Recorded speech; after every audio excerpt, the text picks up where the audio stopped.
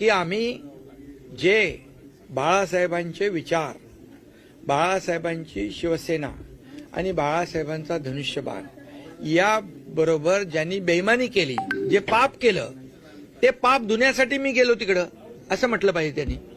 आणि म्हणून त्यांनी पाप केलं, बाळासाहेबांचे विचार घाण ठेवण्याचं, घाण टाकण्याचं, बाळासाहेबांचे विचार सोडण्याचं, धनुष्यबाण घाण टाकण्याचं पाप केलं, शिवसैनिकांचं खच्चीकरण करण्याचं पाप केलं. ते पाप धुवायला मी तिथे गेलो. आता काय बोला?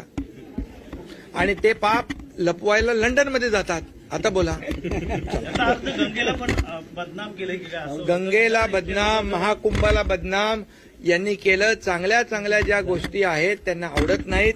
जिथं चांगलं होतंय तिथं त्यांना पोटदुखी सुरू होते, त्या पोटसूळ उठतो, चांगलं करायला येत नाही, चांगलं बघवत नाही. त्यामुळे आम्हाला गद्दार म्हणता. मग या महाराष्ट्रातल्या जनतेने शिवसेनेचे 60 आमदार निवडून दिले. त्या जनतेला काय? तुम्ही जनतेला दोष देता? ही जनता तुम्हाला विधानसभेत तुमची जागा दाखवलेली आहे. आता येणाऱ्या पुढच्या निवडणुकीत तुमचा पार सुपडा साफ करेल.